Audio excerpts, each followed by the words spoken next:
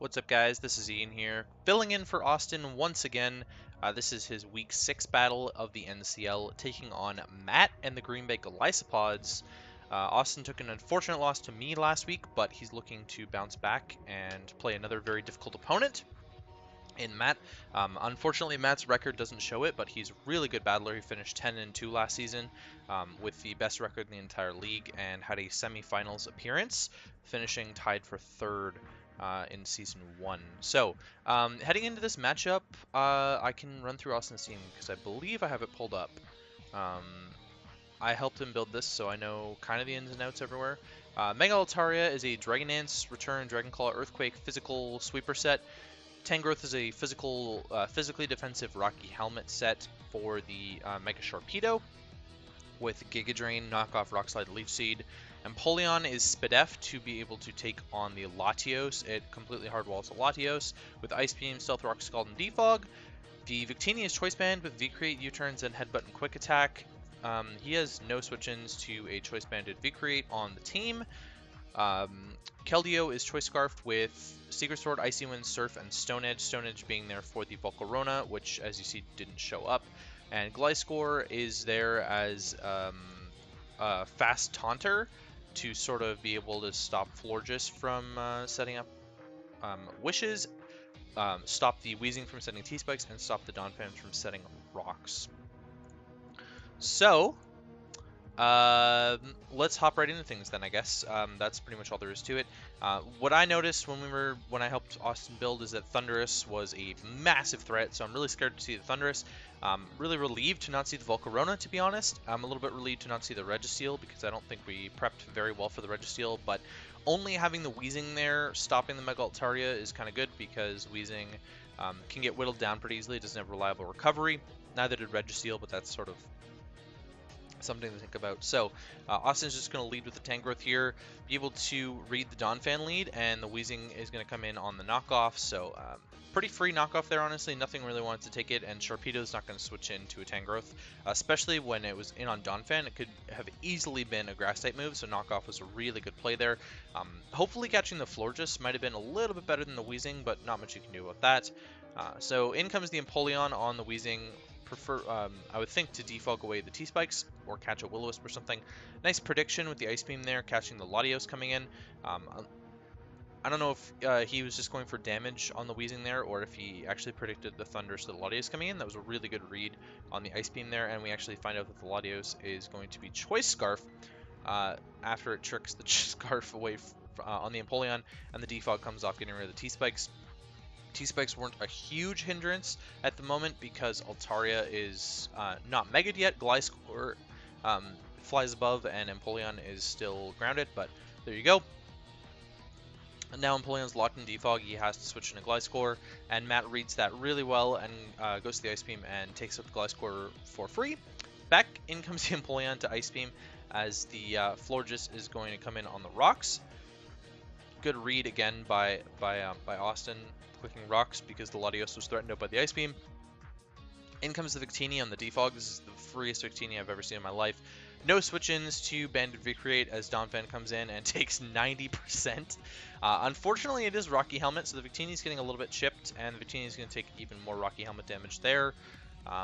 This lets Thundurus come in for free, which is really scary because the Victini is going to die, obviously, at -2 Spadef, so the Victini has to come out. Victini is the best way to kill the Florges at this stage of the match.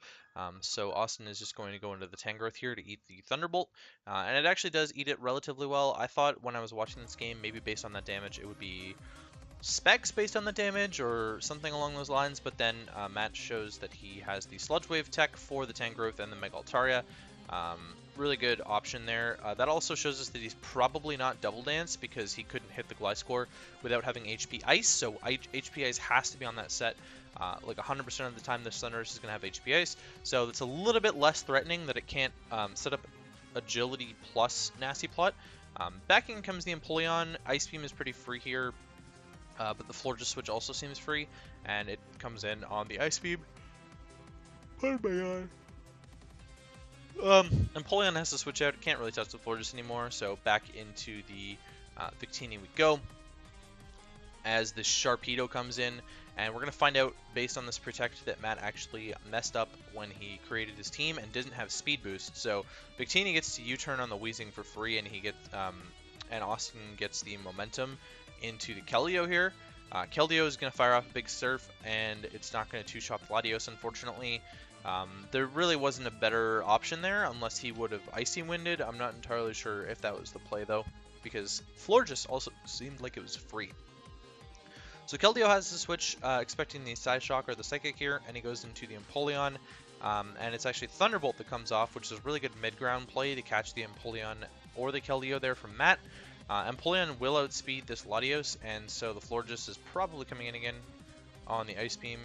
Yep, so another Ice Beam comes off and hits the Florges, as Victini is going to come back in on the Florges Swish this time. Nothing is going to want to take this V-Create, and the Sharpedo ends up eating it. The rough skin damage could prove to be pretty useful later in the game. I believe this gives Thundurus another free switch in now because he's slower, and Empoleon is going to come in to be sacked off to the Thunderbolt.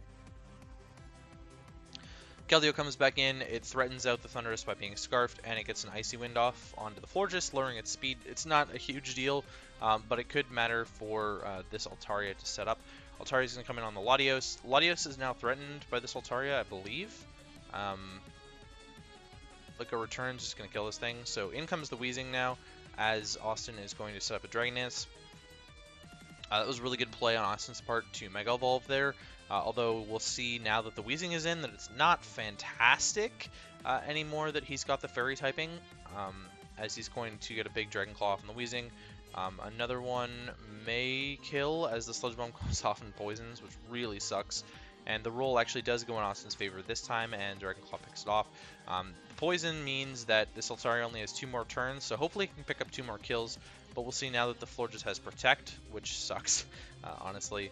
Really sucks. Altaria is not going to be able to get 2 kills, maybe going to get 1, and unfortunately it's not even going to be able to pick up the 1 on the Florges. Just didn't have the damage output there. So Victini's going to come in, Florges is going to get its wish back. Protecting is still not living a banded V-Create, and honestly nothing else is, so the Florges is just going to take the sack there. In comes the Thundurus, and Matt makes maybe a misplay and goes for the Acid Downpour. I really think Thunderbolt was probably the play there, instead of actually blowing the Poison Z move, which I imagine was there for an Assault Vest tank growth just to completely like break through it. This lets the Keldeo come in. I don't know what Matt was sort of thinking there. Maybe he thought that Icy Wind was going to one-shot the Thundurus and be able to take out the Latios as well from the Scarf Keldeo, but I really do feel like Thunderbolt was the play there on the Victini. In case the Keldeo came in, and Thunderbolt should have been able to kill -1 Spit F Victini. So now Keldeo is going to be able to get the Icy Wind off, does about 50%, 50% exactly, sorry, to the Thundurus and lowers the speed, which lets Victini come in now. And Zen Headbutt spam could actually win him the game here. Unfortunately, he's banded and not scarfed, but there's the damage output, right? So Latios gets a hit off before going down, and then the Thundurus is just going to come in here and be able to revenge kill. So really, really close game there. If the Sharpedo had been speed boost, it could have been an entirely different game, and if the Altaria hadn't been poisoned, this game probably would have been over. I don't know if it really would have been worth setting up Wishes and Protects on the Florges against the Mega Altaria. He probably just would have gone for a Moonblast for damage to be able to do something there, because there wasn't a Scarfer. The Scarfer was Latios, which ended up tricking it onto the Empoleon. So I think, all in all, not a horrible game.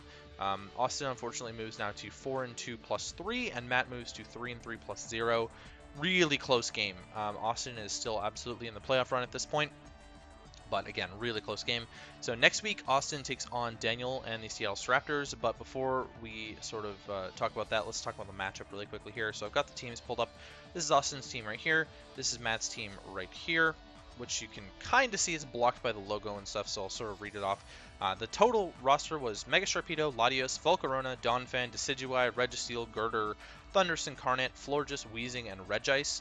And Austin's is on the screen. You can see all of Austin's, I believe. Mega Altaria, Victini, Gliscor, Tangrowth, Empoleon, Cryogonal, Haunter, Raikou, Keldeo, Zoroark, and Ferroseed.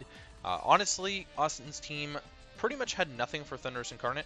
I think the only thing might have been like a defensive or especially defensive Raikou could have been an alright answer to that. I didn't think of that when we were prepping, honestly, but that's what he ended up bringing against me. He brought a physically defensive Raikou to deal with my Mega Pinsir, so that might have been the play to deal with the electric flying type there, but in hindsight's 2020, right? Banded Victini was absolutely the bring. There was 0 switch-ins to V-Create on Matt's team. As we saw throughout the game, Victini picked up so many kills just from just spamming V-Create. There was nothing that Matt could have done about it. I don't know. That's my thoughts on the matchup, at least. So those were the big threats: was Thundurus I and Victini to each opposing roster. Mega Altaria was actually extremely threatening to Matt's team. If Weezing / Registeel were weakened, and Registeel didn't even come. So as soon as Weezing was relatively weakened, Mega Altaria had the opportunity to sweep there. So that's going to be it for me for this week. I believe I will still be back to commentate the Atlanta Staraptors versus Seattle Staraptors, the Battle of the Staraptors in Week 7. So I will see you guys for that.